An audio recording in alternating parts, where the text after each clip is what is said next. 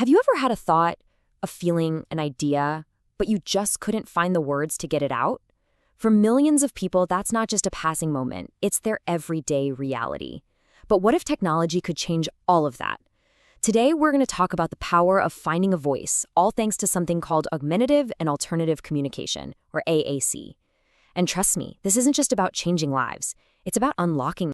Seriously, just think about that for a second. How would you share a joke, or ask for help when you really need it, or even just say, I love you? Communication is, it's the glue that holds us all together. It's at the very core of being human. For people with conditions like autism spectrum disorder, this isn't some hypothetical question. It's a real daily struggle. And this communication gap, it's not a small thing. It can be incredibly frustrating and isolating, affecting everything from getting an education to just making a friend. So, when we have technology that can actually bridge this gap, what's holding people back? Well, a lot of the time, it comes down to fear and just plain misinformation. So before we dive into the cool solutions, let's clear the air and take on some of the biggest myths about this incredible technology. Okay, this is probably the biggest one. It's a huge barrier.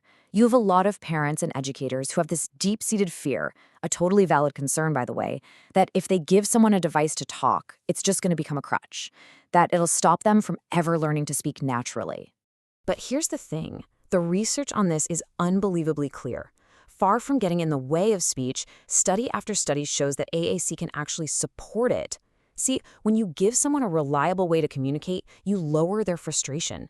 And that creates this positive cycle that often leads to more vocalizations and more natural speech, not less. All right, here's another one you hear all the time.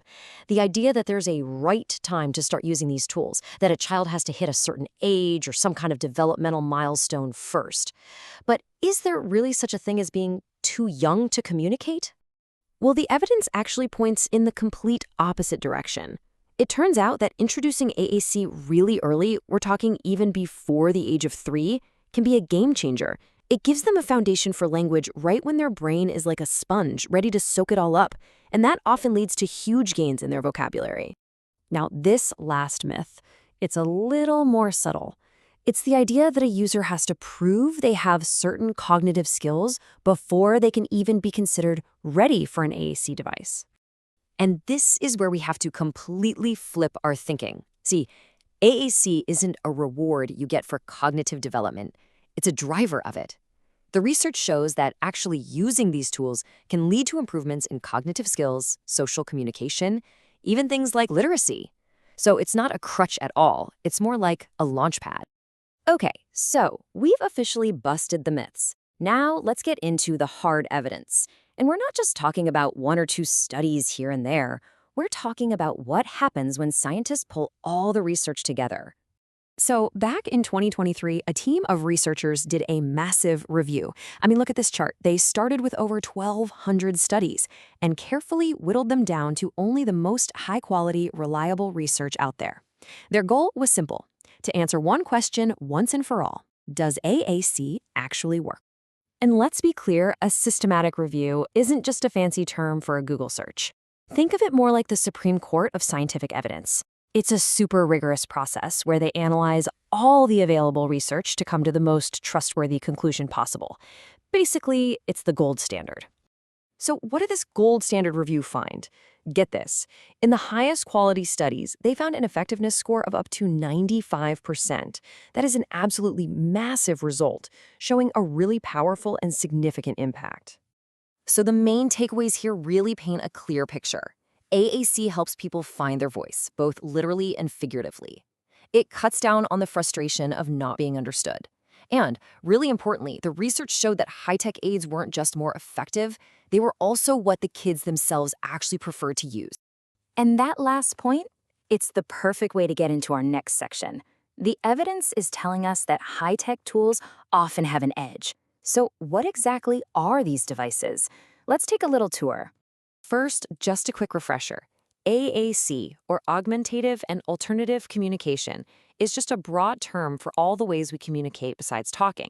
This could be something as simple as a hand gesture or as sophisticated as one of these high-tech devices. We can basically group these tools into 2 big buckets. On the one hand, you've got low-tech options like picture cards. On the other hand, you have high-tech, which usually means speech-generating devices, specialized tablets that can actually speak for the user. And remember, that huge review we just talked about found these high-tech tools often give the biggest bang for the buck.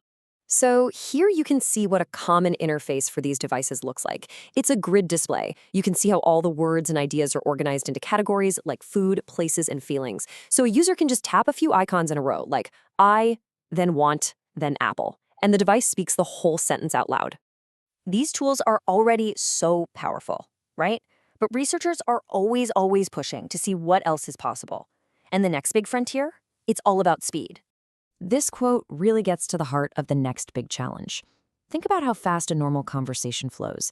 Now imagine having to tap out every single word on a grid. It can be slow, a little clunky, and it makes it tough to really keep up and participate. So that's the next problem that innovators are trying to solve. So what's the big idea? Well, researchers are developing really cool new techniques like predictive anchoring. You can think of it like the predictive text you have on your phone, but way smarter and more intuitive.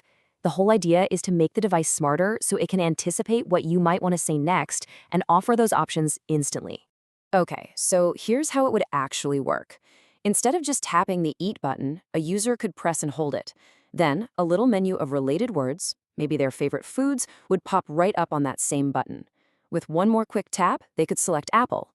It takes a process that used to be multiple steps and turns it into one quick, fluid motion. Ultimately, the goal here is to shrink the gap between having a thought and actually expressing it. It's all about making conversations faster, more natural, and honestly, just more joyful for everyone. And this all brings us to one final and really crucial idea. The story of AAC is about so much more than just technology. It's about inclusion, it's about empowerment.